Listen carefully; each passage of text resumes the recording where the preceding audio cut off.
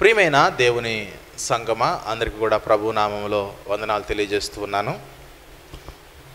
గత వారము వాక్యము చెప్పుచూ ఉండగా ఆ ఫ్లోలో ఒక సందేశము మీకు చెబుతానని నేను చెప్పడం జరిగింది. వాక్యము ఎలా చెప్పాలి, వాక్యము ఎలా వినాలి, అంటే వాక్యము చెప్పేవారి యొక్క ఉద్దేశము ఏమై ఉండాలి, వాక్యము వినేవారి యొక్క ఉద్దేశము ఏమై ఉండాలి. ఎందుకంటే ఇక్కడ నిలబడి మాట్లాడుతూ ఉన్న మాటలు ఏవైతే ఉన్నవో టైంపాస్ చేసే మాటలు కాదు ఇవి. ఇక్కడ నిలబడవలసిన వ్యక్తిలో ఉండవలసిన భావజాలము, ఉద్దేశము ఏదైతే ఉన్నదో, ఏదో ఒక గంట సమయం ఉన్నది కాబట్టి ఈ గంట సమయంలో ఏదో ఒకటి చెబుదాంలే అనే ఆలోచనలో ఇక్కడ ఉంటే ఎలాంటి ప్రయోజనము లేదు. ఈ గంట సమయాన్ని చెబుతున్న సేవకులు ఎందుకు ఉపయోగించుకోవాలంటే, గత వారం చెప్పాను కదా, క్రీస్తుకు తగినట్లుగా యేసుక్రీస్తు యొక్క జీవితానికి సమానమైన సంపూర్ణత కలవార మగుటకు దేవుడు మనందరికీ కూడా ఈ వాక్యాన్ని ఇచ్చాడు. బైబిల్ని, అందులోని మాటలను దేవుడు మనకు ఎందుకు ఇచ్చాడనంటే, ఎంతో కష్టపడి దీన్ని రాయడము కానీ రాయించడము కానీ దీని వెనకాలన్న బ్యాక్గ్రౌండ్ మనం చూస్తున్నప్పుడు లేఖనాలు మనకి ఎందుకు దేవుడు ఇచ్చాడు అనంటే, మనం అందరము కూడా ప్రేమ కలిగి సత్యము చెప్పుచు అన్ని విషయాల్లో కూడా మనము యేసుక్రీస్తు వలె ఎదగాలి. క్రైస్తవులమైన మనము క్రీస్తు వంటి వారి వలె మారాలి అనే ఉద్దేశముతో దేవుడు తన లేఖనాల్లో మన కొరకు రాయించాడు. ప్రియులారా, ఈ లేఖనాలలో అది ఆదికాండము నుంచి ప్రకటన గ్రంథం వరకు మనిషి బ్రతకడానికి, మనిషికి బోధ చెప్పడానికి, మనిషికి బుద్ధి చెప్పడానికి కావలసిన ఎన్నో ఎన్నో ఎన్నో సందర్భాలను బైబిల్లో దేవుడు రాయించాడు. ఈ మాటలు చెప్పడమే ఒక గొప్ప ఆధిక్యత, ఒక గొప్ప ప్రివిలేజ్ అన్నమాట. ఇక్కడికి వచ్చి టైంపాస్ చేయడం వల్ల ఎలాంటి ఉపయోగం లేదు. ఎందుకంటే ఈరోజు వినేవారికి ఎలాంటి మాటలు వింటున్నారనంటే, ఎవరైనా పిట్ట కథలు చెబితే వినడానికి కొంచెం ఇంట్రెస్ట్గా ఉన్నారు, ఎవరైనా కల్పనా కథలు చెబుతూ ఉంటే వినడానికి కొంచెం ఇంట్రెస్ట్గా ఉన్నారు, ఎవరైనా నవ్విస్తూ చెబుతూ ఉంటే వినడానికి కొంచెం ఆసక్తిగా ఉన్నారు. ఎంటర్టైన్మెంట్ ప్రోగ్రామ్స్ వలె ఈరోజు అనేకమైన క్రిస్టియన్ స్టేజెస్ ఏవైతే ఉన్నవో ఒక ఎంటర్టైన్మెంట్, వినోదకరమైన, ఆహ్లాదకరమైన స్టేజెస్గా సంఘాల్లో ఉన్న పులిపీఠాలు మారాయి. కానీ దేవుని యొక్క వాక్యము వలన ప్రతి ఒక్కరూ కూడా తమ జీవితాల్లో మార్చుకోవలసిన విధి విధానాలు, మార్చుకోవలసిన పద్ధతులు ఏవైతే ఉన్నవో అవి ఖచ్చితంగా మార్చుకున్నట కొరకే దేవుడు తన లేఖనాలను బైబిల్ గ్రంథము ద్వారా నిక్షిప్తపరిచి, ఈ బైబిల్ గ్రంథము ద్వారా సేవకుల ద్వారా సంఘాలకు, సమాజంలో ఉన్న వారికి సువార్త ద్వారా, ఆత్మీయ అభివృద్ధికరమైన మాటల ద్వారా, ఈ ప్రసంగాల ద్వారా అందరినీ కూడా బలపరిచే మాటలను దేవుడు ఈ బైబిల్ గ్రంథంలో రాయించాడు. ప్రియమైన దేవుని వారలారా, ఒక రెండు ఉదాహరణలు చెబుతాను. నా దగ్గర కూడా ఒక వీడియో ఉన్నది. ఆ వీడియోలో ఒక సేవకుడు కొంచెం చిన్నగా ఉంటాడు, పేరు ఎందుకు లేని కొంచెం చిన్నగా ఉంటాడు. ఆయన వాక్యం చెబుతూ ఉన్నాడు. ఒక ఆవిడ సాక్ష్యం చెబుతూ ఉన్నాడు. ఒక ఆవిడ సాక్ష్యం చెప్పింది, అయ్యగారు మా ఇంట్లో చాలా ఎలుకలు ఉన్నాయి, మీరు ప్రార్థన చేసిన తర్వాతనే మా ఇంట్లో ఎలుకలన్నీ పోయాయి. అంటే ఈ పాస్టర్ గారు ఏమని చెప్పండి, అమ్మా యేసుక్రీస్తు కానీ దేవుడు కానీ వారి పని ఎలుకలు పట్టే పని కాదు, ఎలుకల్ని దూరపరిచే పని కాదు వారిది, ఆత్మలను సరిచేసేది. ఇప్పుడు ఆవిడ ఏదో చెప్పింది, ఆవిడేదో ప్రార్థన చేయమంది, అక్కడ చెప్పాల్సిన స్థితిలో ఆవిడకి చెప్పాల్సిందల్లా పోయి దేవుని గురించి నిజమైన సువార్త ఎదుగుతున్నదో ఆ సువార్తను బోధించవలసిందల్లా పోయి, అవునా నేను ప్రార్థన చేస్తే మీ ఇంట్లో ఎలుకలు పోయాయా, దేవునికి మహిమ కలుగును గాక, నేను ప్రార్థన చేయడం వల్ల మీ ఇంట్లో ఎలుకలన్నీ కూడా మీ ఇల్లు ఖాళీ చేసి వేరొకరి ఇంట్లోకి వెళ్ళిపోయాయా, దేవునికి మహిమ కలుగును గాక. అంటే దేవుడు ఎలాంటి వాడు చెప్పండి? ఎలాంటి విషయాల కొరకు దేవుని యొక్క నామాన్ని, దేవుని యొక్క వాక్యాన్ని దేవునితో కలిసి ప్రార్థన చేసే గొప్ప ధన్యతను ఎలాంటి విషయాల కొరకు ఈరోజు సమాజంలో ఉన్నవారు ఆలోచన చేస్తారు మీరు గమనించండి. మరొక ఆయన మరొక ఆయన నా దగ్గర కొన్ని వీడియోస్ ఉన్నాయన్నమాట. అంటే ఈ సోషల్ మీడియాలో చూస్తూ ఉన్నప్పుడు ఎవరో ఒకళ్ళు తమ్ముళ్ళు పెడుతూ ఉంటారు, అన్న ఈ వీడియో చూసావా, ఒకసారి చూడు ఎలా ఉన్నదో, దేవుని యొక్క నామాన్ని ఎంత అవమానపరుస్తున్నారని కొంతమంది ఆయా ప్రాంతాల్లో ఉన్న మరి బ్రదర్స్ నాకు పంపిస్తూ ఉంటారు. దాన్ని బట్టి నాతో డిస్కస్ చేస్తూ ఉంటారు, ఎందుకు దేవుని వాక్యాన్ని ఇంతగా అవహేళన చేస్తున్నారు, ఎందుకు దేవుని నామాన్ని ఇంతగా అవహేళన చేస్తూ ఉన్నారు అని రకరకాల పద్ధతుల్లో ఈ సేవకులు మాట్లాడే వీడియోస్ పెడుతూ ఉంటారు. మరొక ఆయన మాట్లాడుతూ ఉన్నాడు, అయ్యగారట ఒక అమ్మగారికి ప్రార్థన చేస్తే ఆ అమ్మగారి దగ్గర 500 రూపాయల నోటు ఉందట. అయ్యగారు ప్రార్థన చేసే సమయానికి ఈ అయ్యగారు ప్రార్థన చేసిన తర్వాత అలాంటి 500 రూపాయల నోట్లు ఎన్నో కట్లకట్లుగా బ్యాంకులో నిండిపోయినాయట. ఎవరేసారో కూడా అడుగు తెలియదట. బ్యాంకులో ఎవరేసారో తెలీదా? అకౌంట్కి వెళ్తే స్టేట్మెంట్ తీసుకుంటే ఏ నెంబర్ నుంచి వచ్చింది, ఏ పేరు నుంచి వచ్చింది అన్నీ కూడా తెలిసిపోతూ ఉంటాయి. అంటే చెప్పేవాడు ఏం చెబుతున్నాడో వాళ్ళకి తెలియట్లేదు, వినేవాళ్ళు కూడా ఏమి వింటున్నారో వారికి తెలియట్లేదు.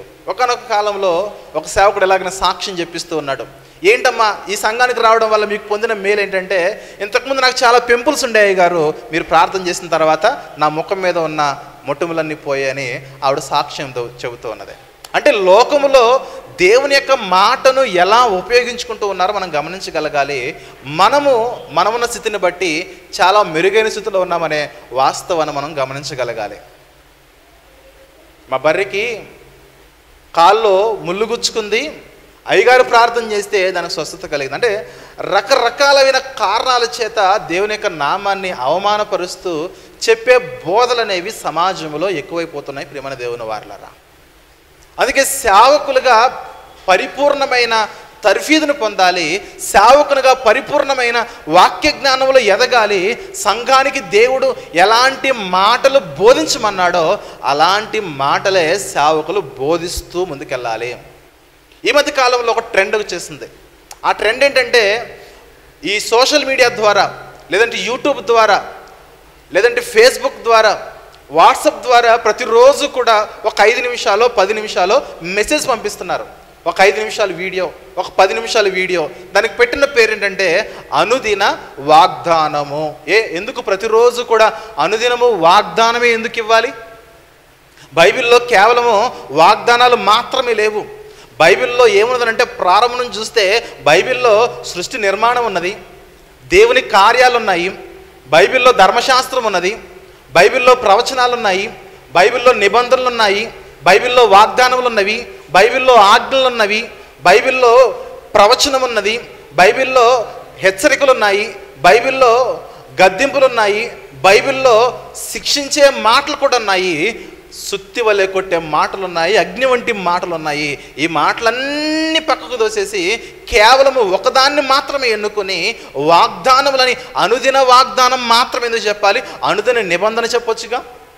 ఎందుకంటే నిబంధన లేకుండా వాగ్దానం రాదుగా, నిబంధన లేకుండా వాగ్దానం రాదు, ఒక అగ్రిమెంట్ లేకుండా వాగ్దానం రాదు, ఒక అగ్రిమెంట్ లేకుండా ప్రామిస్ రాదు.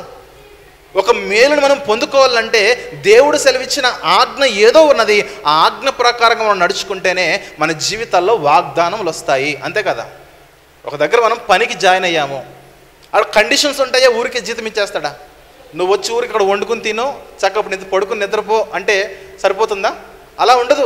ఇదిగో ఒక పని ఉన్నది, ఉదయం మొదలుకొని సాయంత్రం వరకు ఈ పని చేయాలి, ఈ పని నువ్వు చేస్తే వాగ్దాన రూపకమైన శాలరీ నీకు ఎంత వస్తుంది, రోజుకి 700 ఇస్తానో, రోజుకి 800 ఇస్తానో, రోజుకి 1000 రూపాయలు ఇస్తానో ఒక నిబంధన చేస్తారు, ఒక వాగ్దానం చేస్తారు. ఆ వాగ్దానం కంటే ముందు నిబంధన ప్రకారంగా పనిచేయాలి, అగ్రిమెంట్ ప్రకారంగా పనిచేయాలి, ఒప్పంద ప్రకారంగా పనిచేస్తే వాగ్దాన రూపకమైన ప్రామిస్ చేయబడిన శాలరీ అనేది మన చేతికి ఇస్తారు, లేకపోతే నెల అయిన తర్వాత అకౌంట్లో వేస్తారు. కానీ మన జీవితాల్లో ఈరోజు ఈ ప్రస్తుత కాలంలో వింటున్న బోధలు మనం చూస్తూ ఉంటే అనుదిన వాగ్దానములను చెబుతున్నారు, కానీ అనుదిన ఆజ్ఞలను ఎందుకు చెప్పట్లేదు? అనుదిన నిబంధనలు ఎందుకు చెప్పట్లేదు? అనుదినము దేవునితో మనం అగ్రిమెంట్ కలిగి ఉండాలని ఎందుకు చెప్పట్లేదు?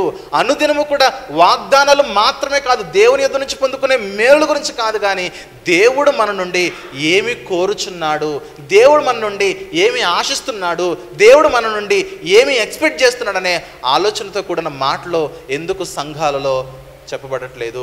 ఎంతసేపు కూడా మనం ఒకటి అనుకుంటున్నాము, దేవా నేను ఒకటి అనుకున్నాను దాన్ని నెరవేర్చవా అని మనం దేవునికి ప్రార్థన చేస్తున్నాం, కానీ దేవా నీవు నా పట్ల నీ చిత్తం ఏమిటి నాయన, నువ్వు నా నుండి ఏ స్థితిని కోరుకుంటున్నావు నాయన, నువ్వు నా నుండి ఏమి ఆశిస్తున్నావు నాయన, నాయన నా జీవితంలో నీ చిత్తము నెరవేరాలి నాయన అని మనం ఎందుకు దేవుని చిత్తమును మన జీవితాల్లో నెరవేర్చబడట కొరకు మనం ఎందుకు ఆ మాటలు వినట్లేదు? మనం ఎందుకు అలా తయారవ్వట్లేదు?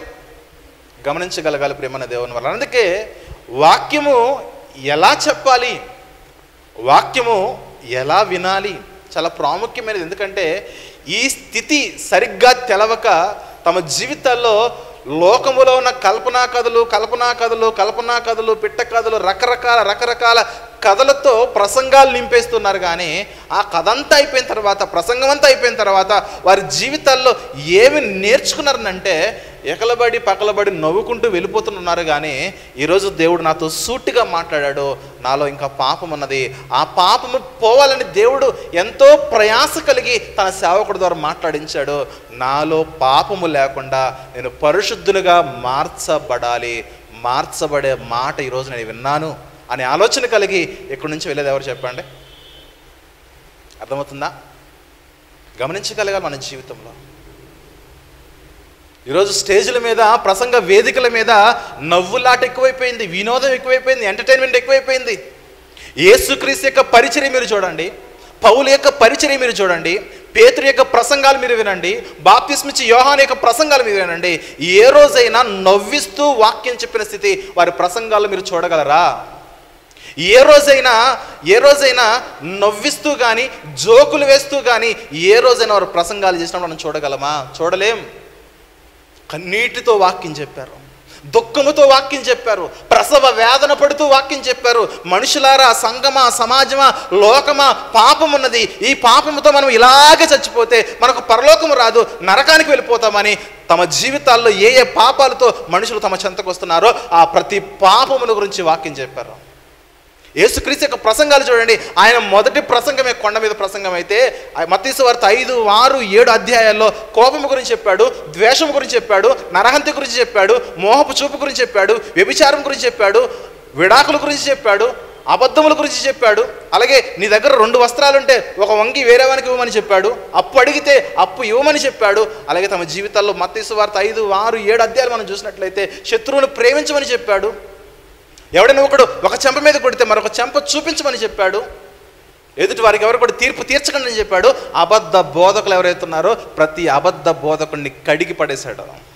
ఎందుకంటే అప్పటికే శాస్త్రులుగా పిలువబడుతున్న వారు ఉన్నారు, పరిశీలుగా పిలువబడుతున్న వారు ఉన్నారు, సద్దూకలుగా పిలువబడుతున్న వారు ఉన్నారు, ధర్మశాస్త్ర ఉపదేశకులుగా ధర్మశాస్త్రం యొక్క క్రమము తప్పి బోధిస్తున్న వారు ఎంతోమంది ఉన్నారు. వారందరినీ కూడా మీరు జాగ్రత్త పడండి. తోడేళ్ల వంటి స్వభావం కలిగి ఉన్నవారు, పైకేమో గొర్రె చర్మాలు కప్పుకున్నారు, కానీ వారి హృదయంలో, వారి బోధల్లో, వారి ప్రసంగాల్లో ఎంతసేపు కూడా తోడేండ్ల వంటి స్వభావం కలిగి ఉన్నారు. అలాంటి వారిని మీరు చాలా జాగ్రత్తగా ఏరిపారేయండి అని వాక్యం చెప్పాడు ఆయన. గమనించగలుగుతున్నామా? వాక్యము ఎలా చెప్పాలి? యేసుక్రీస్తు వారు వాక్యం చెప్తానట. చూద్దాం ఒకసారి. మత్తయి సువార్త 7వ అధ్యాయము. యేసుక్రీస్తు వారు వాక్యము ఎలా చెప్పారనంటే, అది వరకు ఉన్న సేవకుల వల్ల వాక్యం చెప్పలేదు. అది వరకు ఉన్న అంతకు మునుపు ఉన్న సేవకుల వల్ల వాక్యం చెప్పలేదు. ఆయన ఎలా వాక్యం చెప్పాడంటే, మత్తయి సువార్త 7వ అధ్యాయము 28వ వచనం మనం చూసినట్లయితే, మత్తయి సువార్త 7వ అధ్యాయము 28వ వచనం చూస్తే, యేసు ఈ మాటలు చెప్పి ముగించినప్పుడు జన సమూహములు ఆయన బోధకు ఆశ్చర్యపడుచుండిరి. ఎందుకు ఆశ్చర్యపడుచుండంటే, మన పరిశీలన ఎలా చెప్పట్లేదే, మన సద్దూకేలు ఇలా చెప్పలేదే, మన శాస్త్రులు ఇలా చెప్పలేదే, మన ధర్మశాస్త్ర ఉపదేశకులు ఇలా చెప్పలేదే, మన ప్రధాన యాజకులు కూడా ఇలా చెప్పట్లేదే, మన దగ్గర ఉన్న ప్రసంగికులు ఎవరు కూడా ఈయన చెప్పినట్టు చెప్పలేదే. మన ప్రసంగికులు ఎంతసేపు కూడా తమకు కావలసిన వాటిని సమకూర్చుకునే వాక్యాలు చెప్పారు కానీ, తమ కడుపులు నింపుకునే ప్రసంగాలు చెప్పారు కానీ, సంఘము పోషింపబడ్డానికి కానీ, సంఘం అభివృద్ధి చెందడానికి కానీ, దేవుని పిల్లలు ఆత్మీయంగా ఎదగడానికి కానీ కావలసిన మాటలు చెప్పలేదే. ఈ 3 అధ్యాయాల్లో యేసుక్రీస్తు వారు మాట్లాడిన మాట అనేక మంది జనసమూహంలో ఉద్దేశించి మాట్లాడాడు. మీలో ద్వేషం ఉండకూడదు, కోపం ఉండకూడదు, కామం ఉండకూడదు, నరహత్య ఉండకూడదు, వ్యభిచారమైన తలంపులు ఉండకూడదు, విడాకులకు ఎవరు వెళ్ళకూడదు, అలాగే మరి అబద్ధమైన ప్రమాణాలు మీరు చేయకూడదు. ఎవడైనా ఒక అంగి అడిగితే 2వ అంగి ఉంటే నీకు ఇవ్వు.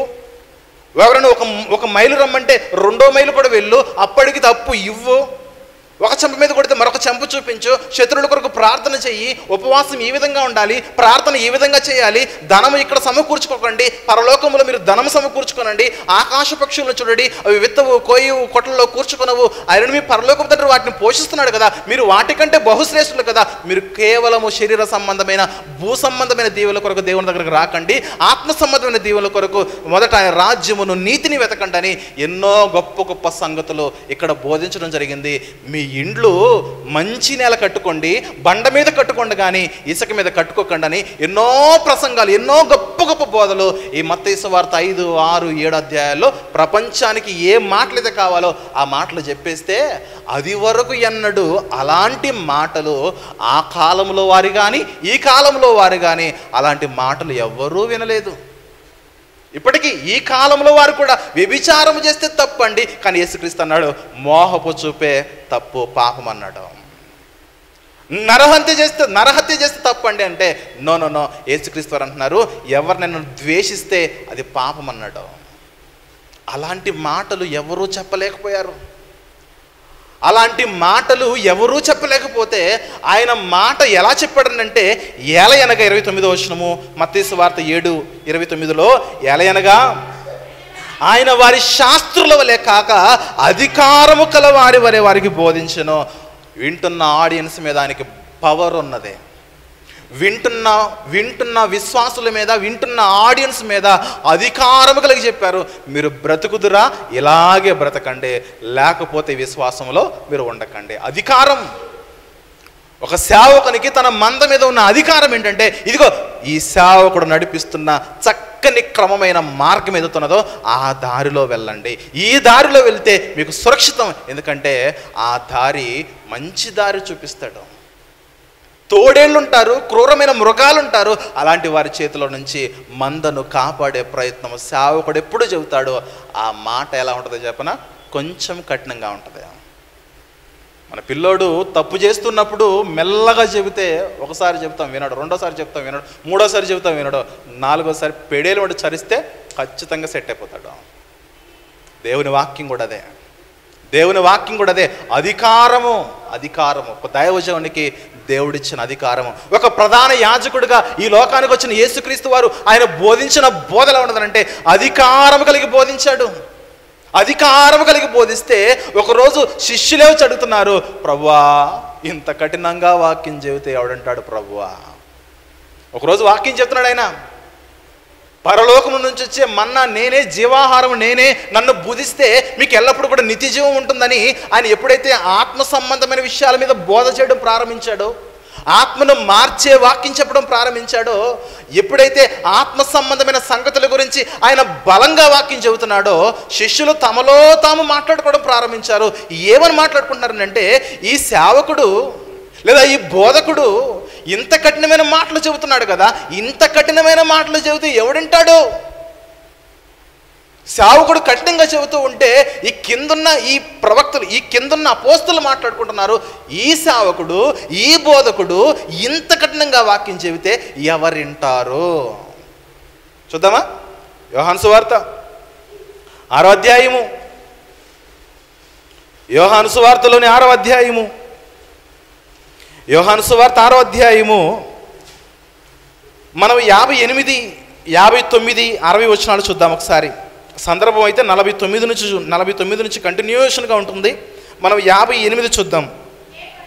ఇదే నా శరీరము అనే ఇదే పరలోకం నుంచి దిగి వచ్చిన ఆహారము, పితరులు మన్నాను తినియు చనిపోయినట్టు కాదు, నా ఈ ఆహారము తినవాడు ఎల్లప్పుడూ జీవించునని నిశ్చయముగా మీతో చెప్పుచున్నాను నేను.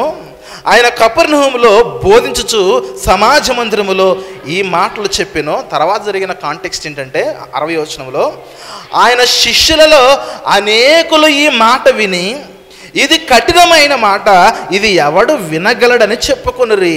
అప్పుడు యేసుక్రీస్తు వారు తన శిష్యులు దీని గురించి సనుగుకొనుచున్నారని తనకు తానే ఎరిగి, వాక్యం విన్నంతసేపు వాక్యం బాగా వినేశారు. వాక్యం విని బయటకు వెళ్ళిపోయిన తర్వాత, ఇవి కఠినమైన మాటలు కదా, ఇంత గట్టిగా వాక్యం చెబితే ఎవరు వింటారండి? ప్రభువా కొంచెం బేస్ తగ్గించి చెప్పు ప్రభువా, నీ దగ్గర జనాలు నిండిపోతారు ప్రభువా. ప్రభుకు కావాల్సిన జనాలు నిండిపోవడం కాదు, వచ్చిన కొద్ది మంది అయినా వాక్యానుసారమైన ప్రవర్తనలో ఆత్మను గురించి ఆలోచించేవారుగా ఉండాలి.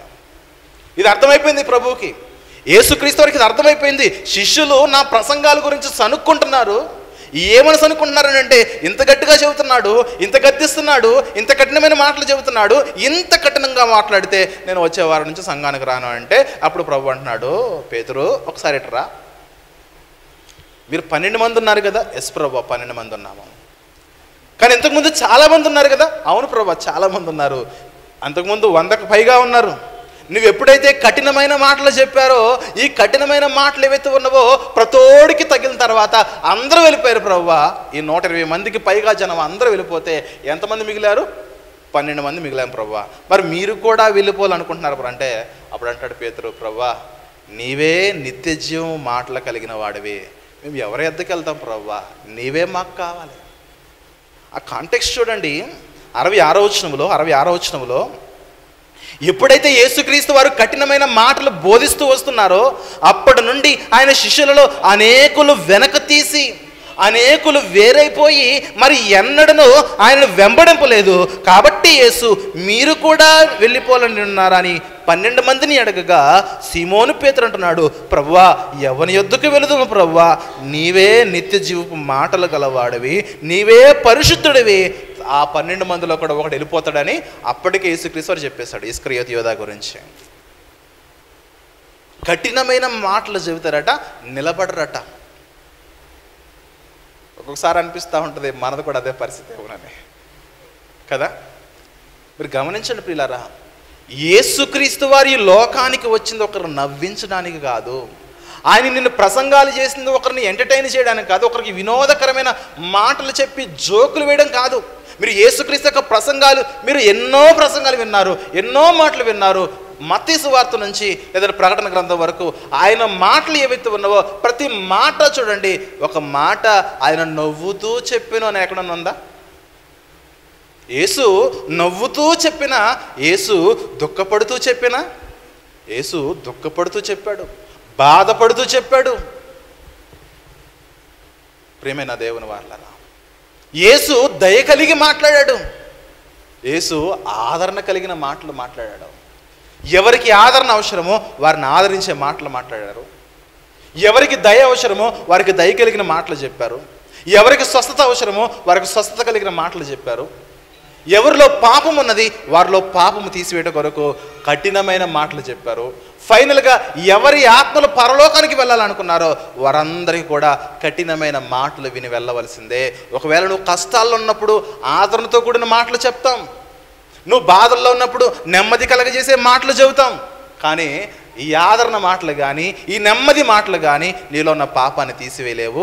నీలో పాపాన్ని తీసివేసే మాటలు ప్రత్యేకమైనవి, అవి ఉన్నాయి, అవే ప్రభు మాట్లాడుతున్నాడు. ఆ మాటలు మాట్లాడుతూ ఉంటే ప్రజలకు అలాగే అపోస్తలులకు అవి కఠినమైన మాటలుగా అనిపించాయట, కఠినమైన మాటలుగా అనిపించాయి. ప్రియమైన దేవుని సంగమా, ఇంత కఠినంగా చెబితే ప్రభువా ఎవడంటాడు ప్రభువా? అర్థమవుతుందా? ఎంత బాధపడి, ఎంత కష్టపడి క్రీస్తు తన సంఘాన్ని స్థాపించి సంఘంలో ఉన్న బిడ్డలందరూ కూడా ఆత్మీయంగా అభివృద్ధి చెందాలి, ఎదగాలి ఎదగాలి ఎదగాలి ఎదగాలి. ఈ ఎదగడానికి ఎన్నో ఆజ్ఞలు ఉన్నాయి, నిబంధనలు ఉన్నాయి, ధర్మశాస్త్రం ఉన్నది, ప్రవక్తల మాటలు ఉన్నాయి, ప్రవచనాలు ఉన్నాయి, ఆజ్ఞలు ఉన్నాయి, సరిచేసే, హెచ్చరించే, గద్దించే అనేకమైన మాటలు ఉన్నాయి, పాపాన్ని కడిగివేసే మాటలు ఉన్నాయి. వాటన్నిటిని పక్కన పెట్టేసి కేవలము కేవలము కల్పనా కథలు, పిట్ట కథలు, వాగ్దానాలు మాత్రమే తీసుకుంటే నిబంధనల సంగతి ఏమైపోవాలి, మనం బ్రతకాల్సిన క్రమం ఏదైతున్నదో ఆ క్రమం గురించి చెప్పే మాటలు ఏమైపోవాలి? ప్రియమైన దేవుని వారలారా, అధికారము కలిగిన వాడి వలె బోధించాడు ఆయన. ఒక ప్రధాన యాజకుడికి దేవుడిచ్చిన అధికారము సంఘాన్ని అభివృద్ధి పరిచే క్రమంలో, సంఘంలో ఉన్న పాపాలు తీసివేసే క్రమంలో, సంఘంలో ఉన్న ప్రతి ఒక్క బిడ్డ కూడా దేవునికి అనుకూలమైన ఆయన చిత్తాన్ని నెరవేర్చే వారికి ఎదిగే క్రమంలో ఏ మాట అయితే అవసరమో ఆ మాట అధికారము కలిగి దైవజనుడు బోధిస్తాడు. వాక్యము అలా చెప్పాలి. అయ్యో ఈ వాక్యం చెబితే పలానా ఆయన ఫీల్ అవుతాడంటగా, సో వాక్యం చెప్పకపోతే నరకానికి వెళ్ళిపోతారు. మరి ఫీల్ అయినా మార్చుకుంటే మంచిది. ఫీల్ అవుతున్నారు కదని చెప్పడం మానేశాను అనుకోండి, తద్వారా వారి ప్రవర్తన ఆ విషయంలో మారలేదనుకోండి, నరకానికి వెళ్ళిపోతారు. బాప్తిస్మం ఇచ్చి యోహాను బోధ అదే. బాప్తిస్మం ఇచ్చి యోహాను గారి బోధ అదే. ఎప్పుడైతే యోహాను గారు పరిచర్లోకి వచ్చారో, ప్రసంగాలు చేయడం ప్రారంభించాడో, అనేక మంది ఆయన దగ్గరకు వచ్చి బాప్తిస్మం తీసుకుంటూ ఉంటే ఆయన పలికిన మాటలు చూద్దాం ఒకసారి. లూకాసు వార్తలో 3వ అధ్యాయము, లూకాసు వార్త 3వ అధ్యాయము 7వ వచనం చూద్దాం ప్రియమైన దేవుని వారలారా. లూకాసు వార్త 3వ అధ్యాయం 7వ వచనములో, అతడు తన చేత బాప్తిస్మము పొందవచ్చిన జన సమూహములు చూచి, అదేంటి మాకు బాప్టిజం కావాలని అడిగితే ఆయన సర్పసంతానం అంటున్నాడు ఏంటి? వచ్చిన వారిలో మారు మనసునకు తగిన క్రియలు లేవు, మారు మనసునకు తగిన ఫలాలు లేవు. ఎంతసేపు కూడా అందరూ తీసుకుంటున్నారు కాబట్టి నేను కూడా ములగాలి, అందరూ మునిగారు కాబట్టి నేను కూడా ములగాలి అంటున్నారు. కానీ అసలు నిజమైన మార్పు రాలేదు. పరలోక రాజ్యంలో ప్రవేశం పొందడానికి నిజమైన మార్పు ఏదైతే ఉన్నదో, పాపాలన్నీ విడిచిపెట్టడానికి ఎవరు కూడా సిద్ధంగా లేరు. పాపాలను విడిచిపెట్టకుండా పాపాలను కంటిన్యూ చేద్దాము, కానీ ఆ నీటిలో మాత్రం మునిగేద్దామని అనేకులు వస్తూ ఉంటే ఆ అనేకులు ఉద్దేశించి అంటున్నాడు, సర్పసంతానమా రాబో ఉగ్రత నుంచి తప్పించుకున్నటకు మీకు బుద్ధి చెప్పిన వాడెవడు? అసలు ఫస్ట్ మీ జీవితాల్లో మారు మనసునకు తగిన క్రియలు మీరు ఫలించాలి. మారు మనసునకు కలిగిన క్రియలు మీరు లేకపోతే మీ దగ్గర గొడ్డలి రెడీగా ఉన్నది, జాగ్రత్త అన్నాడు. ఎలాంటి మాటలు అవి? ఎలాంటి మాటలు చెప్పి నరికేస్తాడు, జాగ్రత్త అంటున్నాడు. మనకు తెలుగు అర్థమైతే, చదువుతున్నది అర్థమైతే ఏమన్నాడు చెప్పండి. 9వ వచనములో 8వ వచనములో, మారు మనసుకు తగిన ఫలములు ఫలించండి.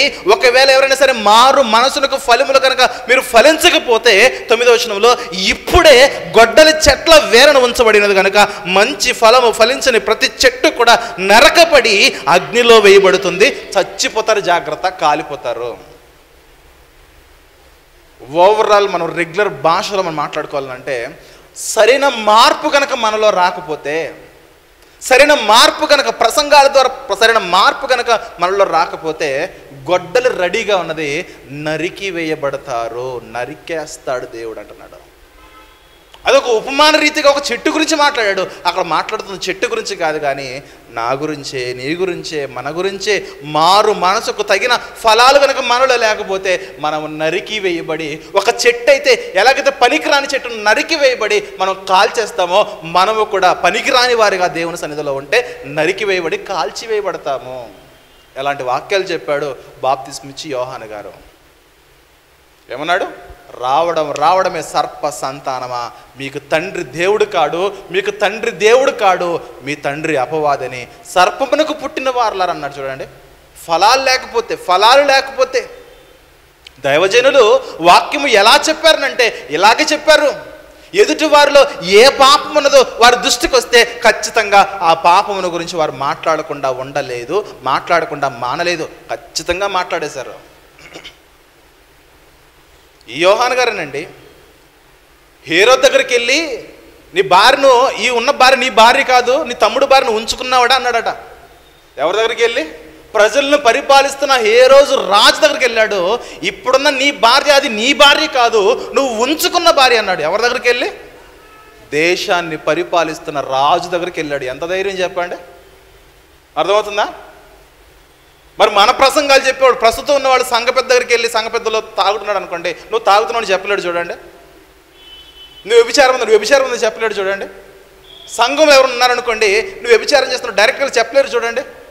భయం, వచ్చే వారి నుంచి మానేస్తారేమో అనేసి. వీళ్ళకి ఆ భయం లేదు. నిజమైన సేవకు ఆ భయం ఉండదు. ఎవరు వస్తారు, ఎవరు మానేస్తారు భయం ఉండదు. చెప్పాల్సిన మాత్రం ఖచ్చితంగా చెప్పి తీరాల్సింది. ఎందుకంటే పాపంతో ఈ జర్నీని కంటిన్యూ చేస్తే చచ్చిపోతాము, నరికేస్తానంటున్నాడు దేవుడు. అక్కడ గొడ్డలు రెడీగా ఉన్నది, ప్రతి చెట్టు దగ్గర గొడ్డలు రెడీగా ఉన్నది. మారు మనసునకు తగిన ఫలాలు ఫలించకపోతే నరికి వేయబడతాము. మనం ఎలాంటి వాక్యాలు వినడానికి ఇష్టపడుతున్నామో, పాపమును ఖండించి పాపమును సరిచేసి పాపాలను తీసివేసి పరిశుద్ధులుగా మార్చే బోధ ఈరోజు సమాజంలో వినబడట్లేదు. చూడండి, ఎక్కడైతే వినబడదో అక్కడ ఎక్కువ మంది ఉంటారు, ఎక్కడైతే ఇలాంటి బోధ వినబడుతుందో అక్కడ చాలా తక్కువ మంది ఉంటారు. అదే సీక్రెట్ ఇక్కడ. ఏ సంఘములో నిజమైన మాటలు వినబడుతూ ఉన్నాయి అని తెలుసుకోవడానికి పెద్దగా మనం రీసెర్చ్ చేయాల్సిన అవసరం లేదు. ఎక్కడైతే వేలకు వేలు లక్షల సంఖ్యలో ఉంటారో ఆ సంఘాల్లో ప్రతి ఒక్కడి జీవితం కూడా అక్కడ ఉన్నంతసేపే భక్తి. అక్కడి నుంచి బయటకు వచ్చిన తర్వాత ఒకడు తాగుబోతు అవుతాడు, ఒకడు వైన్ షాప్ దగ్గర ఉంటాడు, ఒకడు వ్యభిచార కార్యకలాపాలు చేస్తాడు, ఒకడు తమ జీవితాల్లో తమకు నచ్చడానికి బ్రతుకుతాడు. కానీ దేవుని చిత్తానుసారంగా బ్రతుకుడు చూడండి. ఇంకా బాగా చెప్పాలంటే దరిద్రము ప్రార్థన చేయడం కూడా రాదు చాలామందికి. ఇక వాక్యం చదవడం, వాక్యం నేర్చుకోవడము, వాక్యంలో ఎదగడం తర్వాత విషయము. బైబిల్లో ధర్మశాస్త్రం అంటే ఏంటి తెలుసా అంటే, ధర్మశాస్త్రమా అంటే ఏంటి ధర్మశాస్త్రం అడుగుతారు. చెబుతావా అంటే మా అయ్యగారు చెప్తాడు. ఎంతసేపు ఇక్కడ అయ్యగారు చెప్తాడనే కానీ నువ్వు చెప్పమంటే నువ్వు చెప్పడం. బైబిల్లో ఏమున్నది? ఏముందండి? అక్కడికి వెళ్తే మేము ఆశీర్వదించబడతామండి, అక్కడికి వెళ్తే మేము దీవించబడతామండి, అక్కడికి వెళ్తే మాకు మేలు కలుగుతుందండి, అక్కడికి వెళ్తే మాకు వాగ్దానం అండి. వాగ్దానమా బైబిల్లో ఉన్నది? బైబిల్లో కేవలం వాగ్దానం మాత్రమే కనబడిందా? వాగ్దానం అనేది చాలా చిన్న పోర్షను. బైబిల్లో ఉన్న వాగ్దానం అనేది చాలా చిన్న పోర్షను. బైబిల్లో ధర్మశాస్త్రం ఉన్నది, బైబిల్లో ప్రవచనం ఉన్నది, బైబిల్లో సిద్ధాంతం ఉన్నది, బైబిల్లో జ్ఞానం ఉన్నది, బైబిల్లో ఆజ్ఞలు ఉన్నాయి, బైబిల్లో నిబంధనలు ఉన్నాయి, బైబిల్లో గద్దింపులు, బైబిల్లో హెచ్చరికలు, బైబిల్ అంతా మనం చూస్తే మనిషి యొక్క ప్రవర్తనను మార్చే మాటలే ఉన్నాయండి. మనిషి నీ ప్రవర్తన మారితేనే నీకు వాగ్దానము, నీ ప్రవర్తన మారకపోతే నీకు వాగ్దానం లేదు. మనుషులు తమ జీవితాల్లో ప్రవర్తనలు మార్చుకోకుండా కేవలం అనుదిన వాగ్దానం అంటే ఏంటి? నీ జీవితంలో నువ్వు ఏం పొందుకుంటావు చెప్పండి. చెప్పేవాడు బాగానే చెప్పుకొని కింద ఫోన్పే గూగుల్ పే నెంబర్లు ఇచ్చుకుని వాడు బాగానే డెవలప్ అయిపోతున్నాడు. ఇది శ్రేష్టమైన రాత్రి. ఈ రాత్రి మీరు ఇక్కడికి వచ్చి మీరు దీవించబడాలంటే ఇక కవర్ ఇస్తున్నాను, ఈ కవర్లు నింపేయండి. ముందు కవర్లు ఇచ్చేస్తున్నారు చూడండి. ఇలాంటి మాటలు ఎందుకంటే చెబుతారనంటే, యేసుక్రీస్తు అన్నాడు, క్రూరమైన తోడేండ్లు ఉన్నాయి సమాజంలో, వారి గురించి జాగ్రత్తగా ఉండండి. ఆత్మను కాపాడుకోవాలి. బాప్తిస్మిచ్చి యోహాను గారి పరిస్థితి చూడండి. రాజు దగ్గరికి వెళ్ళి అడుగుతున్నాడు, నీ భార్య ఇప్పుడున్న ఈవిడ నువ్వు ఉంచుకున్న స్త్రీ. దానికి ఫలితం ఏంటి చెప్పనా?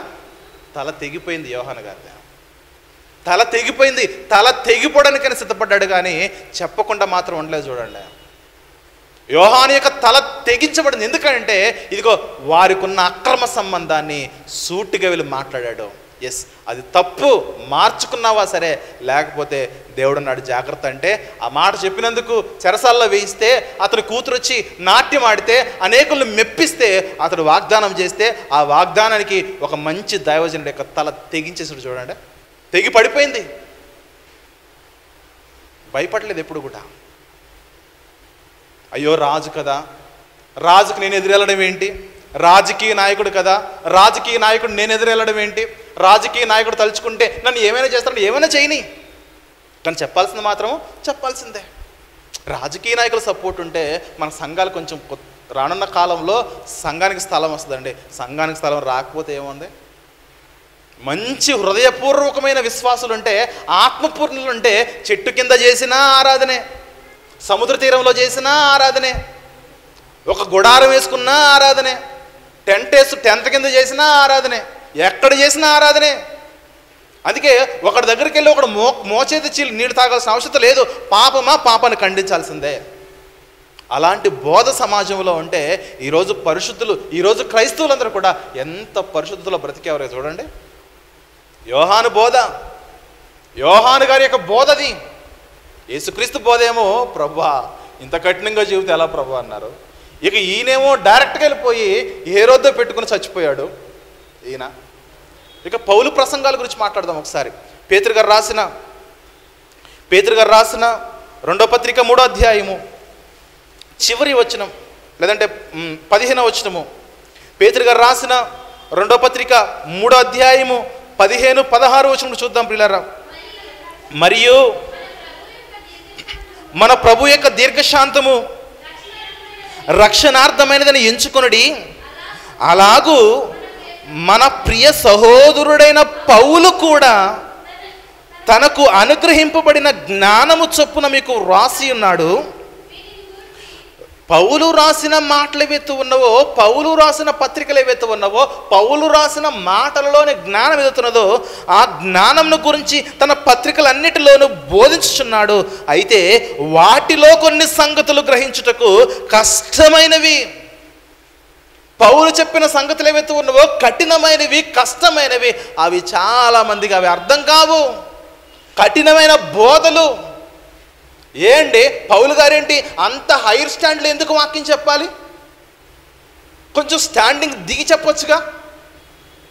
అంత హై స్టాండర్డ్లో ఎందుకు వాక్యం చెప్పాలంటే పౌలు యొక్క బోధన క్రమాన్ని చూడండి. పౌలు ఎప్పుడు కూడా విశ్వాసుల యొక్క స్థాయికి దిగలేదు. పౌలు ఎప్పుడు కూడా విశ్వాసుల్ని తన స్థాయిలోకి రమ్మని ప్రోత్సహించాడు. Note this point. ఆ సేవకుడు బాగా చెప్తాడండి, మాకు అర్థమయ్యేలాగా తన స్టాండర్డ్ దిగి చెబుతాడండి. చెబుతాడు. ఎంతకాలం చెబుతాడు? సంవత్సరాలు అలాగే చెప్పాలా? సంవత్సరాలు అలాగే చెప్పాలా? నో. విశ్వాసులందరినీ కూడా సేవకుడు తన స్థాయిలోకి తెచ్చుకోవడానికి ప్రయాసపడతాడు. నేను చేస్తుంది కూడా అదే. ప్రారంభంలో చెప్పాను, ఇక అలాగే ఎప్పటికీ పాలు పాలు అంటే అన్నం తినరా, బిడ్డకు అన్నం పెట్టొద్దా, ఎప్పటికీ పాలేనా? నో. ప్రేమైన దేవుని సంగమా, పాలు తాగించాల్సిన కాలం ఒకటి ఉంటుంది. పాలిస్తాము. పాలైపోయిన తర్వాత బలమైన రుచికరమైన భోజనం పెట్టాలి, శక్తినిచ్చే భోజనం పెట్టాలి. పౌలు అదే చేశాడు. బాగా గమనించండి. సేవకుడు కొద్ది కాలం మాత్రమే విశ్వాసుల యొక్క స్థాయికి దిగి వాక్యం చెప్తాడు. తర్వాత విశ్వాసులందరినీ కూడా తన స్థాయికి తీసుకుని రావాలి దేవుని యొక్క వాక్య జ్ఞానంలో. అది ఆ చెప్పే క్రమంలో కొన్ని కఠినంగా ఉంటాయి, కొన్ని కష్టంగా ఉంటాయి. విశ్వాసులు 1కి 10 సార్లు వినడం వల్ల బైబిల్ చదవడం వల్ల ఇంకా అభివృద్ధి చెందుతారు. అలా అభివృద్ధిలోనికి ప్రతి ఒక్క విశ్వాసి కూడా ఎదగాలి. ప్రియమైన దేవుని వారలారా, ఎలా చెప్పాలి వాక్యము? యేసుక్రీస్తు చెప్పినట్టు వాక్యం చెప్పాలి. ఎలా వాక్యం చెప్పాలి? పౌలు వాక్యం చెప్పినట్టు చెప్పాలి. ఎలా వాక్యం చెప్పాలి? బాప్తిస్మిచ్చి యోహాను వాక్యం చెప్పినట్టు చెప్పాలి. ఎలా వాక్యం చెప్పాలి? పేతురు వాక్యం చెప్పినట్టు చెప్పాలి. ఈ బైబిల్ గ్రంథంలో భక్తులు ఎలాగైతే వాక్యం చెప్పారో అలాగే వాక్యం చెప్పాలి. సంఘాలు నింపబడినా సంఘాలు ఖాళీ అయినా సరే బోధ యొక్క విధానం మాత్రం అలాగే ఉండాలి. వారి మాటల్లో ఆదరణ ఉన్నది. ఎవరి కుటుంబంలో కష్టం ఉన్నదా? ఇబ్బందులు ఉన్నాయా? కఠినమైన పరిస్థితులు ఎదుర్కొంటున్నారా? ఆ సంగతులు కూడా చెప్తారు. దయ కలిగిన మాటలు ఉంటాయి, ఆదరణతో కూడిన మాటలు ఉంటాయి. కానీ దయ కలిగిన మాట, ఆదరణతో కూడిన మాట వాళ్ళకి నెమ్మది కలగజేసి వారి దేవునికి దగ్గర అవడానికి మాత్రమే పనిచేస్తాయి. కానీ పాపాన్ని తీసివేయలేవు. పాపాన్ని తీసివేసే బోధనతో ఆ బోధన ఖచ్చితంగా నిక్కచ్చితనముగా కఠినంగా చెప్పి తీరాల్సిందే. ఆ వాక్యము ఎక్కడ మనకు అందుతుందో అక్కడ వినాల్సిందే. ఇంకా బాగా చెప్పాలంటే ఇక్కడ మేము వాక్యంలో ఎదగలేకపోతున్నామండి, ఈయనకంటే ఇంకా బెటర్ చర్చ్ ఉందనండి, బెటర్ సేవకుడు ఉన్నాడంటే అక్కడ కూడా వెళ్ళి నేర్చుకోవచ్చు. పోనీ ఇక్కడ వదిలేసి అక్కడ కూడా వెళ్ళి నేర్చుకోవచ్చు. అర్థమవుతుందా? ఇక్కడ వదిలేసి ఇక్కడ కంటే నేను ఇంకా బెటర్గా ఇంకో మంచి సేవకుడి దగ్గరికి వెళ్తానంటే వెళ్ళొచ్చు. ఎందుకంటే బైబిలు పౌలు మాటలు వినమన్నది, అదే బైబిలు పేతురు మాటలు కూడా వినమన్నది. అంతేగాని పౌలు మాటలు మాత్రమే వినండి, పేతురు మాటలు వినదని చెప్పలేదుగా. పేతురు మాటలు వినండి. పాస్టర్ పీటర్ వర్డ్స్ మీరు వినాలి, పాస్టర్ పౌల్ వాక్యం కూడా మీరు వినాలి. పాస్టర్ జాన్ ఉన్నాడు, ఆయన మాటలు కూడా మీరు వినాలి. మనం ఎక్కడ ఆత్మీయంగా అభివృద్ధి చెందుతామో అది ఎక్కడైనా సరే ఇప్పుడున్న సంఘము కంటే ఇంకా మంచి సంఘం ఉంటే, ఇంకా మంచి సేవకుడు ఉంటే, ఇంకా మంచి వాక్యం జరుగుతూ ఉంటే అర్జెంట్ ఇక్కడ ఖాళీ చేసి అక్కడికి వెళ్ళిపోవచ్చు. అర్థమవుతుందా? ఇది ఎందుకు చెప్తున్నా చెప్పనా? స్వార్థమునోడు ఈ మాట చెప్పడు, నా సంఘం నిండిపోవాలి, నా సంఘం నిండిపోవాలి. నో. నేను సంఘాలు నింపడానికి వాక్య పరిచయం చేయట్లేదు.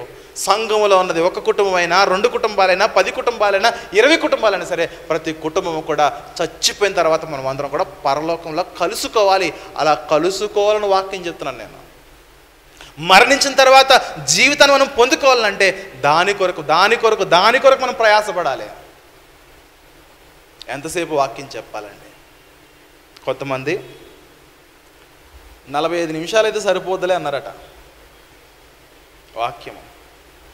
కొన్ని సంఘాల్లోనేమో 20 నిమిషాల వాక్యం చెప్తారు, 3 గంటలు ఏకదాటిగా పాటలు పాడేస్తారు, తర్వాత సాక్ష్యాలు ఉంటాయి, తర్వాత అయ్యగారు లాస్ట్లో 20 నిమిషాలు నిలబడి ఏదో చెబుతాడు, అప్పటికే జనాలు నిద్రపోయి ఉంటారు. రైటా? అది ఏ కాలమైనా సరే 20 నిమిషాలు. యోహాను గారు ఎంతసేపు వాక్యం చెప్పాడో చూద్దాం ఒకసారి. లూకాసు వార్త 3వ అధ్యాయము, లూకాసు వార్త 3వ అధ్యాయము 18వ వచనం చూద్దాం ప్రియమైన దేవుని వారలారా. లూకాసు వార్తలోని 3వ అధ్యాయము 18వ వచనం చూస్తే, ఇదియుగాక అతడు ఇంకను ఏమన్నాడు చెప్పండి? అతడు ఇంకను చాలా సంగతులు చెప్పి ప్రజలను హెచ్చరించుచు వారికి సువార్త ప్రకటించుచుండెను. చాలా సంగతులట. యోహాను గారు చెప్పిన సంగతులు ఎన్ని సంగతులు చెప్పండి? మనకేమో చాలా చిన్న ఒక 2-3 నిమిషాల్లో చదివితే పోర్షన్ అది. లూకాసు వార్త 3లో యోహాను యొక్క ప్రసంగము మనం పట్టుమని ఒక 3-4-5 నిమిషాలు చదివితే అయిపోద్ది. కానీ యోహాను గారు నిజంగా అక్కడ ఉన్న ఎదురుగా ఉన్న ఆడియన్స్కి చెప్పిన ప్రసంగం ఏంటంటే చాలా సంగతులు చెప్పాడు. చాలా అంటే చాలా. ఇప్పుడు పేతురు ప్రసంగం చూద్దాం ఒకసారి. అపోస్తుల కార్యములు 2వ అధ్యాయం 40వ వచనంలో, అపోస్తుల కార్యములు 2వ అధ్యాయము 40వ వచనం చూసినట్లయితే, అపోస్తుల కార్యములు 2వ అధ్యాయం 40వ వచనంలో ఇంకను అనేక విధములైన మాటలతో సాక్ష్యం ఇచ్చాడు. ఎన్ని మాటలు చెప్పండి? అనేకమైన మాటలతో వారికి సాక్ష్యం ఇచ్చి, అయ్యా మీరు మూర్ఖులకు ఈ తరం వారికి వేరే రక్షణ పొందండి వారిని హెచ్చరించెను. యోహాను తన ప్రసంగాల్లో చాలా సంగతులు చెప్పి ప్రజలను హెచ్చరించాడు.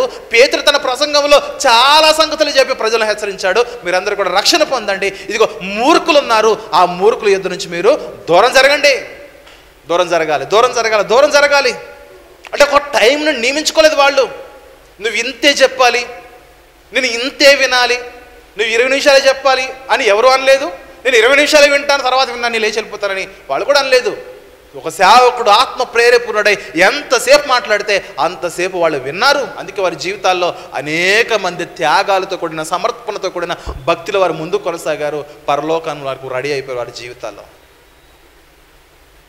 గమనించగలుగుతున్నామా? వాక్యము ఎలా చెబితే మనం వినాలో దాన్ని మనం గమనించగలగాలి. తర్వాత మరొక మాట చూద్దాము. అపోస్తుల కార్యములు 15వ అధ్యాయము, అపోస్తుల కార్యములు 15వ అధ్యాయము 32వ వచనం చూద్దాం ప్రియులారా. అపోస్తుల కార్యములు 15వ అధ్యాయము 32వ వచనములో, మరియు యూదాయు శీలయు కూడా ప్రవక్తలయుండి పెక్కు మాటలతో సహోదరులను ఆదరించి స్థిరపరిచారు. ఎందుకంటే సంఘమునికి చాలా సమస్యల్లో ఉన్నది, సంఘము చాలా కష్టాల్లో ఉన్నది, సంఘము చాలా శ్రమల్లో ఉన్నది. వాళ్ళకి ఆదరణ అవసరమని ఈ యోధా గారు, ఈ శీల గారు పెక్కు మాటలు చెప్పి వారిని ఆదరించి వారిని విశ్వాసములో స్థిరపరిచారు. తర్వాత మరొక మాట చూద్దాం. అపోస్తుల కార్యములు 28వ అధ్యాయము, అపోస్తుల కార్యములు 28వ అధ్యాయము 23వ వచనం చూద్దాం ప్రియమైన దేవుని వారలారా. అపోస్తుల కార్యములు 28-23 చూస్తే, పౌలు గారికి ఒక దినము నియమించి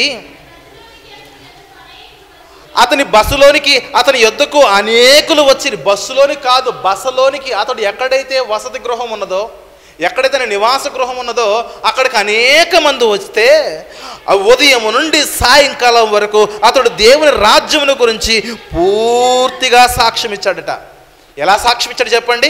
ధర్మశాస్త్రములో నుండి, ప్రవక్తల గ్రంథాల్లో నుండి సంగతులెత్తి యేసుక్రీస్తుని గురించి వివరముగా బోధించుచు వారిని ఒప్పించేశాడు. ఈ వాగ్దానం ఉన్నదే అది అనలేదు ఇక్కడ. ప్రవక్తల గ్రంథాలు అన్నాడు, ఆజ్ఞలు అన్నాడు, తర్వాత ధర్మశాస్త్రం అన్నాడు, యేసుక్రీస్తుని గురించిన మాటలు వెతుకునవో అవన్నీ కూడా వివరంగా చెప్పి ప్రజలందరినీ కూడా ఒప్పించేశాడు. అందరూ కూడా రక్షణ పొందడానికి మంచి మంచి ప్రసంగాలు చేసిన వాడే పౌలు భక్తుడు. మనం ఫాలో అయితే ఈయన్ని ఫాలో అవ్వాలి కదా. ప్రసంగము ఎలా చెప్పాలి, ప్రసంగము ఎలా వినాలంటే వీళ్ళు ఎలా చెప్పారు, వాళ్ళ దగ్గర ఉన్నవారు ఎలా విన్నారు. ప్రియమైన దేవుని సంగమా, అందుకే యేసుక్రీస్తు వారు ఒక మాట అంటారు తన దగ్గర ఉన్న ఆడియన్స్ని ఉద్దేశించి, మీరు ఏమి వినుచున్నారో జాగ్రత్తగా చూచుకునుడి. మార్క్సు వార్త 4:24లో ఈ మాట ఉంటుంది, చూడండి ఒకసారి. మార్క్సు వార్త 4:24లో,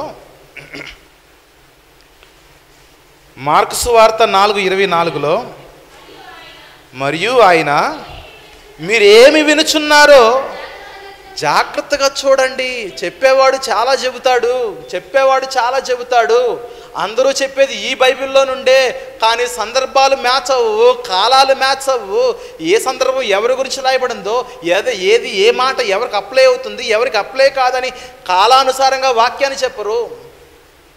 ప్రతిదీ నా కోసం అనుకుంటే మన జీవితాల్లో మనము ఆత్మీయంగా మనం ఎదగలేము ప్రియమైన దేవుని వారలారా. అందుకే మీరు ఏమి వింటున్నారో జాగ్రత్తగా చూడండి ఒకసారి. అలా చూసిన సంఘం ఒకటి ఉన్నది బైబిల్లో. ఆ సంఘమే బెరయా సంఘము. చూద్దామా? అపోస్తుల కార్యములు 17వ అధ్యాయము, అపోస్తుల కార్యములు 17వ అధ్యాయము 10వ వచనం చూస్తే, పౌలు శీలల యొక్క పరిచర్యలో భాగంగా అపోస్తుల కార్యములు 17వ అధ్యాయము 10వ వచనములో, వెంటనే సహోదరులు రాత్రివేళ పౌలును శీలను బెరయాకు పంపించిరి. వారు వచ్చి యూదుల సమాజ మందిరములో ప్రవేశించిరి. ఈ బెరయా సంఘంలో ఉన్న విశ్వాసుల గురించి బెరయా ప్రాంతంలో ఉన్న సంఘముల విశ్వాసుల గురించి పౌలు శీలలు చెప్పిన సాక్ష్యం ఏంటంటే, ఇదిగో ఇంతకంటే ముందు మేము బెరయాకు రాకమునుపు మేము తెసలోనిక అనే ప్రాంతానికి వెళ్ళాము. తెసలోనిక ప్రాంతంలో వాక్యం చెబుతూ ఉంటే ఎవడు కూడా అంత బాగా వాక్యాన్ని పట్టించుకోలేదు, ఎవరు కూడా అంత చక్కగా వాక్యాన్ని వినలేదు. కానీ బెరయాలో ఉన్నవారు మాత్రం వాక్యం బాగా విన్నారు. ఎలా వాక్యం వారు విన్నారనంటే, అందుకంటున్నారు వీరు తెసలోనికలో ఉన్న వారికంటే గనులయుండ్రి గనక. ఎందుకు గనులంటే, తెసలోనికలో ఉన్న వారు వాక్యాన్ని ఆసక్తితో వినలేదు, ఆసక్తితో ఆలకించలేదు. కానీ తెసలోనికలో ఉన్న వారి కంటే బెరయలో ఉన్నవారు ఎలాంటి వారనంటే, ఆసక్తితో వాక్యమును అంగీకరించి పౌలును శీలయును చెప్పిన సంగతులు అలాగున ఉన్నవో లేవో అని ప్రతిదినము లేఖనములను పరిశోధించుచూ వచ్చిరి. ఇక్కడ అయ్యగారు వాక్యం చెబుతుంటే చాలామంది బైబిల్స్ ఓపెన్ చేయరు. మంది కాదు, బయట ప్రపంచం. సేవకులు వాక్యం చెబుతూ ఉంటే చాలామంది ఇదిగో ఉంది అంతే, దట్స్ ఇట్.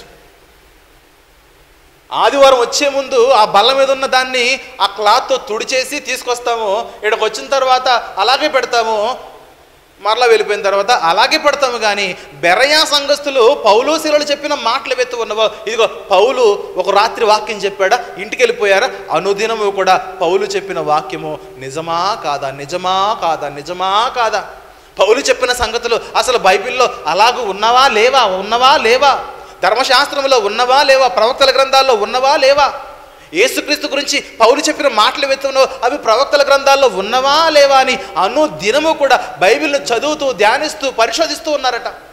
అలాంటి కమిట్మెంటు ఎవరికి ఉంటుంది చెప్పండి? ఇక్కడ తెరిచామంటే మరలా ఇక్కడే తెరవడం బైబిల్ని, ఇక్కడ చదివామంటే మరలా ఇక్కడే చదవడం బైబిల్ని. ఇంకా కొంతమంది ఉంటారు, సేవకుడు ఒక రిఫరెన్స్ చెబుతూ ఉంటే తర్వాత వాక్యం వినకుండా, ఎక్స్ప్లెనేషన్ వినకుండా మిగిలిన రిఫరెన్స్లోనే చదువుకుంటూ వెళ్తారు. అంటే బైబిల్ ఇక్కడ చదువుతారు. బైబిల్ చదవాల్సింది ఇక్కడ కాదు, బైబిల్ ధ్యానించాల్సింది చదవాల్సింది ఇంటి దగ్గర. కానీ ప్రసంగం చెప్పేటప్పుడు ప్రసంగాన్ని చాలా జాగ్రత్తగా వినాలి. వినాల్సిన స్థితి ఎలా ఉండాలి, ఎలా చెప్పాలి, ఎలా వినాలి అంటే, బెరయా సంఘస్థులు ఎలా వినారనంటే వారు తమ జీవితాల్లో పౌలంతటి వాడండి. పౌలంటేనే మంచి ప్రసంగికుడు. యేసుక్రీస్తు అనే బోధకుని తర్వాత అంత గొప్ప స్థాయిలో పరిచర్య చేసిన బోధకుడే పౌలు భక్తుడైతే, అలాంటి బోధకుడు వాక్యం చెబితే ఆయన చెబితే అన్ని రైటే ఉంటాయిలేండి అనుకోలేదు ప్రజలు. ఆయన చెబితే అంతే కరెక్టే అనుకోలేదు. మరలా ఇంటికి వెళ్ళి అనుదినము కూడా వాక్యము అలా ఉన్నదా లేదా అని ప్రతిరోజు కూడా వాక్యాన్ని ధ్యానిస్తూ పరిశోధిస్తూ ఉంటే, అందుకు వారు అన్నారు, ఈ సంఘములో ఉన్న వారందరూ కూడా గనులండి, విశ్వాసంలో గనులు వారు, దేవుని వాక్యంలో దేవుని వాక్య ధ్యానంలో వారు గనులు వారు. మరి మనం ఎందుకు గనులు కాలేకపోతున్నాం ప్రియమైన దేవుని సంఘమా? అందుకే వాక్యం ఇలాగే చెప్పాలని సేవకుడికి చెప్పకూడదు. సేవకుడికి తెలుసు. పౌలు అంటాడు, మీ యందు క్రీస్తు స్వరూపము ఏర్పడులాగున నాకు ప్రసవ వేదన అంటాడు. సంగమా, మీ అందరిలో కూడా యేసుక్రీస్తు యొక్క స్వరూపం రావాలి. మీరు మాట్లాడుతూ ఉంటే, మీరు నడుస్తూ ఉంటే, మీరు పని చేస్తూ ఉంటే, మీరు ఏ స్థితిలో ఉన్నా సరే మీలో యేసుక్రీస్తు కనబడాలండి. క్రీస్తు యొక్క స్వరూపము సంఘంలో వారందరిలో రావాలని ఒక సేవకునిగా మీ నిమిత్తం నేను ప్రసవ వేదన పడుతున్నాను. ప్రసవ వేదన పడుతూ ఉంటే ఆ ప్రసవ వేదన గురించి సంఘము ఆలోచించకుండా ఈ పౌలు గారి యొక్క శరీరం మీద నిందలు వేసేసాయి. పౌలు అండి చూడ్డానికి వికారంగా ఉంటాడు, పౌలు అంత కాస్ట్లీగా ఉండడు, పౌలు యొక్క వస్త్రాలు సరిగా ఉండవు, పౌలు యొక్క ముఖము బక్కచిక్కిపోయి ఉంటుంది, పౌలు దగ్గర వస్త్రాలు ఎక్కువ లేవు అని పౌలు ఏదైతే కలిగి ఉన్నాడో దాని గురించి ప్రజలు మాట్లాడుకోవడం ప్రారంభించారు. అది ఇంతకుముందు చెప్పాను మీకు. కొరింథీ పత్రికలో వాళ్ళు అనుకున్నారట, పౌలు పత్రికలు బాగానే ఉంటాయి కానీ ప్రసంగాల పెద్ద మ్యాటర్ ఏమి ఉండదండి. ఎవరి మాటల గురించి? పౌలు మాటల గురించి. ప్రియమైన దేవుని సంగమా, ప్రసవ వేదన కలుగుతున్న సేవకుడికి తెలుసు సంఘములో ఏ కుటుంబము ఎలా ఎలా ఎలా వారిని ఆత్మీయంగా బలపరచాలని ప్రతి ఒక్క కుటుంబము కొరకు చింత కలిగి, ఆలోచన కలిగి, వారి కొరకు ప్రార్థన చేస్తూ, ప్రభువా ప్రతి కుటుంబము కూడా ఎదగాలనైనా. ఒక్కొక్కరిలో ఈ బలహీనత ఉన్నది. ఒకరు తాగుబోతు, ఒకరు తిరుగుబోతు, ఒకరు తిట్టుబోతు, ఒకడు దోషకుడు, ఒకడు హింసకుడు, ఒకడు హానికరుడుగా ఉన్నాడు. ప్రభువా వీళ్ళందరూ మారాలి ప్రభువా. కుటుంబాల్లో సమాధానం లేదు ప్రభువా. చెప్పామా? సమాధానకరమైన మాటలు చెప్పాము. ఆదరణ లేనప్పుడు ఆదరణతో కూడిన మాటలు చెప్పాము. భార్య భర్తల మధ్య సమస్యలు ఉన్నప్పుడు వాళ్ళు బాగుపడాలని, వారు సమాధాన పడాలని అలాంటి మాటలు చెప్పాము. సమాజంలో బిడ్డలు చెడిపోతున్నప్పుడు వారు మార్పు చెందాలని వారికి కావాల్సిన మాటలు చెప్పాము. అందరికీ అన్ని రకాల మాటలు చెప్పింది బైబిల్ గ్రంథం. అలాగే చెప్పాలి. వాక్యమును దేవుడు ఎందుకు అంత కష్టపడి రాయించాడు అని చెప్పనా? తిమోతి గారికి రాసిన పత్రిక చివరిగా మాటలు చూసుకుని మనం ముగించుకుందాం. తిమోతి గారికి రాసిన 2వ పత్రిక 3వ అధ్యాయము. తిమోతి గారికి రాసిన 2వ పత్రిక 3వ అధ్యాయము 15వ వచనము 16వ వచనం చూద్దాం ప్రియులారా. నేను చదువుతున్నానమ్మా. తిమోతి గారికి రాసిన 2వ పత్రిక 3వ అధ్యాయము 16వ వచనం చూస్తే, దైవజనుడు సన్నద్ధుడయ్యాడు. దైవజనుడు ప్రసంగానికి సన్నద్ధుడై ఉండాలి. దైవజనుడు ప్రసంగానికి వచ్చి సన్నద్ధుడై రావాలి. ఏదో టైంపాస్గా వచ్చి ఇక్కడ ఏదో పరిశుద్ధాత్మలు మాట్లాడటం కాదు. ముందుగా చక్కని ప్రిపరేషన్ ఉండాలి. ఆ ప్రిపరేషన్ నీ హృదయంలో బలంగా నింపబడాలి. హృదయంలో బలంగా నింపబడితే సంఘానికి ఏ మాటలైతే అవసరమో ఆ మాటలు ఖచ్చితంగా బోధించాలి. దైవజనుడు సన్నద్ధుడై ప్రతి సత్కార్యమునకు పూర్ణముగా సిద్ధపడి, తర్వాత ఉపదేశించుటకు, ఖండించుటకు సిద్ధపడి ఉండినట్లు దైవావేశం వల్ల కలిగిన లేఖనము ఉపదేశించుటకు, ఖండించుటకు, తప్పుదిద్దుటకు, నీతి యందు శిక్ష చేయుటకు ప్రయోజనకరమైనది. లేఖనము ఎందుకు, వాక్యము ఎందుకు ఇచ్చాడు దేవుడు అంటే తప్పుదిద్దడానికి ఇచ్చాడు, ఉపదేశించడానికి ఇచ్చాడు, ఖండించడానికి ఇచ్చాడు, తప్పుదిద్దడానికి ఇచ్చాడు, నీతి యందు శిక్ష విధించడానికి ఇచ్చాడు. అందుకు లేఖనము ప్రయోజనకరమైనది. మీరు వింటున్న వాక్యము మీ ప్రవర్తనను మార్చగలుగుతుందా లేదా? మీ ప్రవర్తన వాక్యము కనుక మార్చలేకపోతే ఇక్కడ ఉండాల్సిన అవసరం లేదు. ఇంకా బెటర్ ప్లేస్ ఉంటే అక్కడికి వెళ్ళి మీ ప్రవర్తనలో మీ తప్పులను మీరు సరిదిద్దుకోవచ్చు. ఇది ధైర్యంతో కూడిన మాట. అదే ఏ సేవకుడు కూడా చెప్పలేడు ఈ మాట. ఎందుకంటే సంఘాన్ని ఖాళీ చేసి ఒక కుటుంబం వెళ్ళిపోతుందేమో అనేసి. ప్రియమైన దేవుని వారలరా, దేవుని మాటలు వింటూ కూడా ఆత్మీయంగా మనం చనిపోయిన మరణించిన స్థితిలో ఉంటే ఏం ప్రయోజనం ఉండదు. దేవుని వాక్యం వింటూ వింటూ వింటూ వింటూ ఎప్పుడు చచ్చిపోయినా పర్లేదండి, నాకు పరలోకం వస్తుందనండి, నిత్య జీవం అనే నిరీక్షణ కలిగి ఈ మాటలు మనం వినాలి ప్రియులారా. అందుకే అంటాడు 4వ అధ్యాయం 2వ వచనంలో, ఓ దైవజనుడా వాక్యము ప్రకటించుము, సమయమందును అసమయమందును ప్రయాసపడము, సంపూర్ణమైన దీర్ఘశాంతముతో ఉపదేశించుము, ఖండించుము, గద్దించుము, బుద్ధి చెప్పుము. ఎందుకంటే వినయ ప్రజలు ఎలా ఉన్నారంటే జనులు హితబోధను సహింపట్లేదు. మంచి బోధితున్నదో ఆ మంచి మాటలు వినట్లేదు. ఎలాంటి మాటలు వింటారంటే దురద చెవులు కలవారే తమ స్వకీయ దురాశలకు అనుకూలమైన బోధనలు తమ కొరకు పోగు చేసుకుని సత్యమునకు చెవినియక కల్పనా కథల వైపు తిరుగు కాలము వచ్చేసింది. ప్రజలకు ఏది ఇష్టం అంటే జోకులు ఇష్టమో, ప్రజలకు ఏది ఇష్టం అంటే కల్పనా కథలు ఇష్టమో, ప్రజలకు ఏది ఇష్టం అంటే పిట్ట కథలు ఇష్టమో, ప్రజలకు ఏది ఇష్టం అంటే ఆ వింటూ ఉంటే దురదంతా కూడా అణిగిపోయే మాటలంటే ఇష్టము, కానీ ఆ దురదను రేపే మాటలంటే ఇష్టం ఉండదు. చూడండి, ప్రజలట దురద చెవులు కలిగిన వారై ఉన్నారట. ఈరోజు ప్రసంగ వేదికలు కామెడీ షోలు అయిపోయాయి. ఆ క్లిప్పింగ్స్ని అన్ని జనులు ఉపయోగించుకుని కింద బ్రహ్మానందం ఫోటో పెట్టుకుని, సినిమా వాళ్ళ ఫోటోలు పెట్టుకుని అవహేళన చేస్తున్నారు. ఎందుకు? ఆ అవకాశం వాడికి ఎలా వచ్చిందనంటే నీవిచ్చింది కాదా? ప్రియమైన దేవుని సంగమా, కామెడీ చేసేస్తున్నారు ఈరోజు. యేసుక్రీస్తు వారు ఏ రోజు కామెడీ చేయలేదు. ఇదిగో గంట సేపు నుంచి మాట్లాడుతున్నాను, ఒక జోక్ కూడా వేయలేదు. ఎందుకంటే ప్రభువే నాకు మాదిరి. పౌలకు జోక్ వేయలేదు, ప్రజలను నవ్వించే ప్రసంగాలు చెప్పలేదు, ప్రజలను ఎంటర్టైన్ చేసే ప్రసంగాలు చెప్పలేదు. ఇలా చెబితే ఎవరు వస్తారు నాయన అంటే అనుగ్రహింపబడిన వారికి అర్థమవుతుంది దానిలో తీవ్రత. దేవుని యొక్క అనుగ్రహము పొందితేనే దాని యొక్క ఆలోచన, భావము, వాక్యం యొక్క విధానం మనకు అర్థమవుతుంది. కన్నీళ్లు విడిచి బోధ చేశాడు ప్రభువు. ప్రసవ వేదన పడుతూ పరిచర్య చేశాడు పౌలు. రోషము కలిగిన ఏలియా వంటి రోషము కలిగిన దైవజనుడిగా బాప్తిస్మిచ్చి యోహాను యొక్క ప్రసంగాలు ఉన్నాయి. మన జీవితాల్లో మనం ఎందుకు అలాంటి ప్రసంగాలు వినలేకపోతున్నాము? దేవుడు మనకిచ్చిన ఆధిక్యత అలాంటి ప్రసంగాలు మనం ప్రతి వారం వింటూ ఉన్నాం. వారం మాత్రమే, వారానికి ఒకసారి వింటే సరిపోదు. నిరంతరం కూడా చెప్పబడుతున్న లేఖనం అలా ఉన్నాయా లేవా, ఉన్నా లేవా అని నిరంతరం కూడా వాక్యం మనం ధ్యానిస్తూ మన వాక్యం వల్ల సరిచేయబడాలి, అంతేగాని కల్పనా గదలని కాదు. నేను కొంతమందికి వెళ్ళినప్పుడు ఆ యూట్యూబ్లో వేరే ఆ టీవీల్లో వేరే స్పీకర్స్ మెసేజ్లు పెడుతూ ఉంటారు.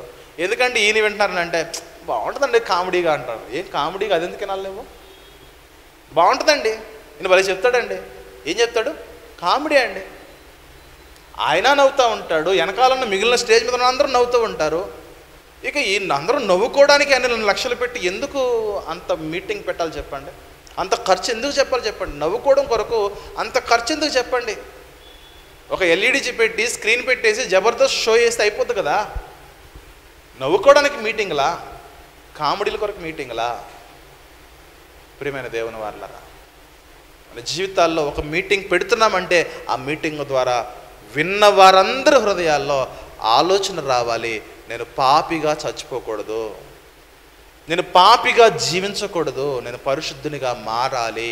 ఈరోజు దేవుని వాక్యం నాతో సూటిగా మాట్లాడింది. నేను పరిశుద్ధునిగా బ్రతికి చచ్చిపోతే నాకు నిత్య జీవం ఉన్నదే. ప్రభు ఎప్పుడైతే నిత్య జీవము, జీవాహారం అనే మాటలు చెప్పాడో, ఈ అపోస్తులు అనుకుంటున్నారు ఇంత కఠినంగా వాక్యం చెబితే ఎవడింటాడు ప్రభు అని వాళ్ళలో వాళ్ళు సనుక్కుంటే వెళ్ళిపోతారా? ఉంటారంటే ఉంటాం ప్రభు, మాకు వేరే ఆప్షన్ లేదు. ఉన్నారు. ఆ 12 మందిలో ఒకడు మరలా వెళ్ళిపోతే ఆ ప్లేస్ని మరొకరి చేత రీప్లేస్ చేశాడు దేవుడు. అందుకే ప్రియులారా, వాక్యం ఎలా చెప్పాలంటే ప్రభు ఎలా చెప్పాడు, యోహాన్ గారు ఎలా చెప్పారు, పౌలు గారు ఎలా చెప్పారు, పేతురు గారు ఎలా చెప్పారు, అలాగే చెప్పాలి. వాక్యం ఎలా వినాలి? బెరయా సంఘస్థులు ఎలా విన్నారు, పౌలు యొక్క ఆడియన్స్ ఎలా విన్నారు, యేసుక్రీస్తు యొక్క ఆడియన్స్ ఎలా విన్నారు, బాప్తిస్మిచ్చి యోహాను యొక్క ఆడియన్స్ ఎలా విన్నారు, అలాగే మనం వాక్యాన్ని వినాలి. అప్పుడే మన జీవితాల్లో పరిపూర్ణమైన దశలను మనం ఎదుగుతాం ప్రియులారా. Thank you very much. చిన్న మాటలు ముగిస్తున్నాను.